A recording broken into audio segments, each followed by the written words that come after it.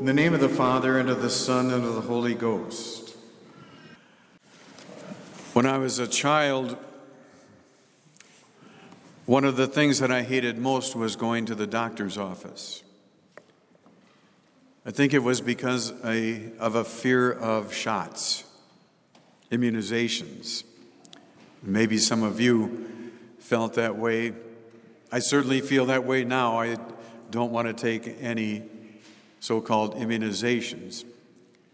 But one thing I also remember, other than sitting anxious before the doctor's appointment, fearing the worst, was they always had some children's literature there to look at. Actually, one of them was a children's Bible with pictures. And then they also had this collection of little crosswords and things of interest to children. It was called Highlights. And in this monthly magazine called Highlights, they always had what was called Goofus and Gallant. I don't know if any of you remember Goofus and Gallant. But they were two brothers. I think they were twins. One was good and one was, well, I don't know if I should say evil, but he was not good. So Goofus was a Goofus. He was a bad boy, and his brother Gallant was gallant. He was a good boy. And they would have a series of, 3 or 4 or 5 different drawings in which Gallant always did the right thing and Goofus always did the wrong thing. So Gallant would clean his room when his mother said, "Clean your room," but Goofus would not, and he would go and hide. Gallant would always eat his vegetables at dinner, but Goofus would fight and get sent home from the table, and so on. And it was a way to reinforce goodness by juxtaposing it with bad behavior. And so the purpose of it, of course, was not to make us more like Goofus, but as children to grow up to be like Gallant and to be gallant right now. Well, it was, for the secular world, I think a very good little moral lesson each month for children. But the biblical world has other words to describe Goofus and Gallant. And in fact, they appear in the first lesson of this Mass. And Archbishop Vigano, a mentor and hero for us, has frequently drawn upon these biblical Goofus and Gallant images, namely the children of darkness and the children of light.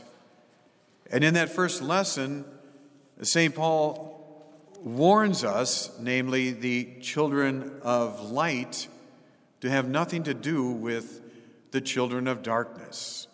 Among other things, he writes, "But with regards to fornication and every uncleanness or covetousness, let it not even be named among you as becomes saints, or obscenity or foolish talk or scurrility, which are out of place."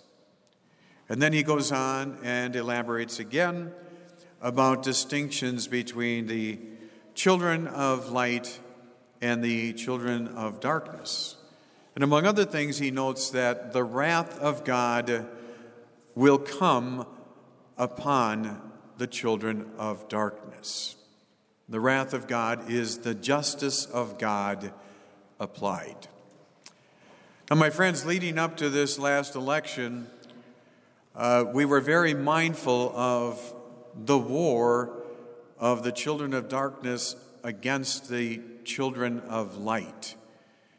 And we put much time and effort into our prayers and our efforts in various ways to defeat the children of darkness at the ballot box. And that failed.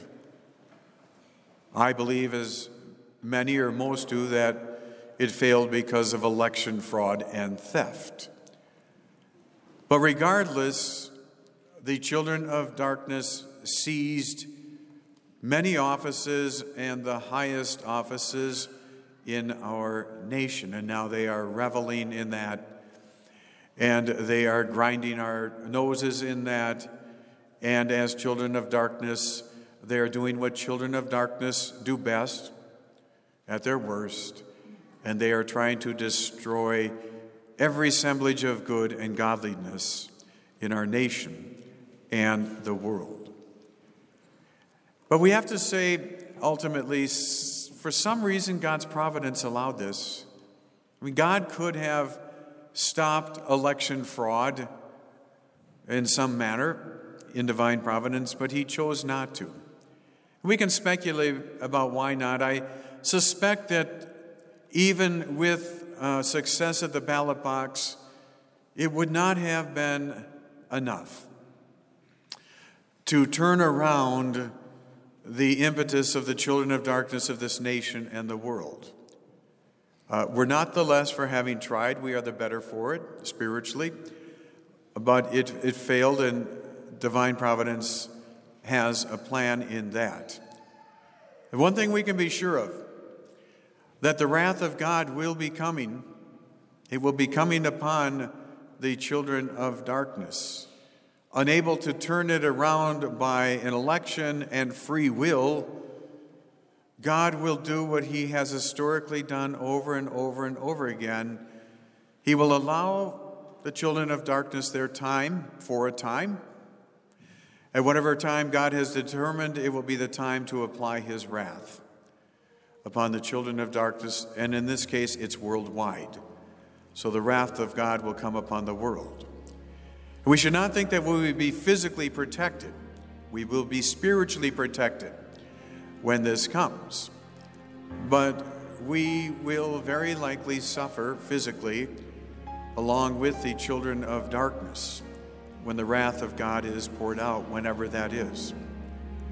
But as that happens, remember this, that the wrath of God poured out upon the world will be justice for the children of darkness, and it will be an occasion of grace for the children of light.